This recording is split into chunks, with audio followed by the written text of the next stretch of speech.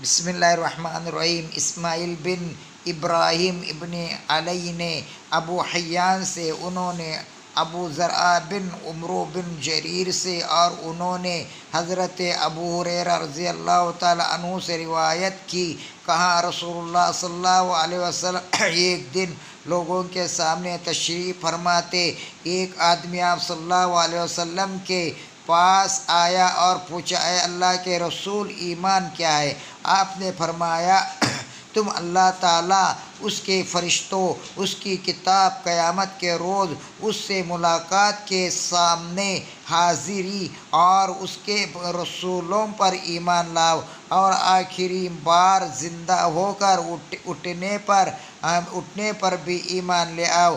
اس نے کہا، اے اللہ کے رسول، اسلام کیا ہے؟ آپ صلی اللہ علیہ وسلم نے فرمایا، اسلام یہ ہے کہ اللہ تعالیٰ کی عبادت کرو اور اس کے ساتھ کسی چیز کو شریک نہ ٹھہراؤ، لکھی فرض کی گئی نماز کی پابندی کرو، فرض کی گئی زکوٰۃ ادا کرو، اور رمضان کے روزے رکھو۔ اس نے کہا، اے اللہ کے رسول، احسان کیا ہے؟ آپ صلی اللہ علیہ وسلم نے فرمایا، اللہ تعالیٰ کی عبادت اس طرح کرو گویا تم اسے دیکھ رہے ہو، اور اگر تم اسے نہیں دیکھ رہے ہو تو وہ یقیناً تمہیں دیکھ رہا ہے۔ اس نے کہا، اے اللہ کے رسول، قیامت کب قائم ہوگی؟ آپ صلی اللہ علیہ وسلم نے فرمایا، جس سے سوال کیا گیا ہے وہ اس کے بارے میں پوچھنے والے سے زیادہ آگاہ نہیں، لیکن میں تمہیں قیامت کی نشانیاں بتائے دیتا ہوں۔ جب لونڈی اپنا مالک جانے گی تو یہ اس کی نشانیوں میں سے ہے، اور جب ننگے بدن اور ننگے پاؤں والے لوگوں کے سردار بن جائیں گے تو یہ اس کی نشانیوں میں سے ہے، اور جب بھیڑ بکریاں چرانے والے اونچی اونچی عمارتیں بنانے میں ایک دوسرے سے مقابلہ کریں گے تو یہ اس کی علامات میں سے ہے۔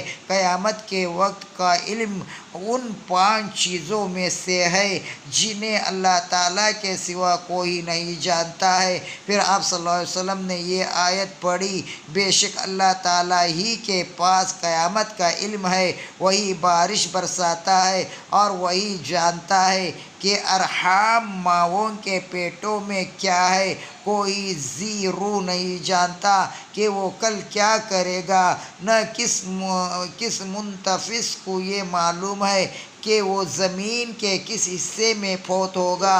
بلا شبہ اللہ تعالیٰ علم والا خبردار ہے۔ حضرت ابو ہریرہ رضی اللہ تعالیٰ عنہ نے کہا، پھر وہ آدمی واپس چلا گیا تو رسول اللہ صلی اللہ علیہ وسلم نے فرمایا، اس آدمی کو میرے پاس لاؤ۔ صحابہ کرام رضوان اللہ تعالیٰ عنہم اسے واپس لانے کے لیے بھاگ دوڑ کرنے لگے تو انہیں کچھ نظر نہ آیا۔ رسول اللہ صلی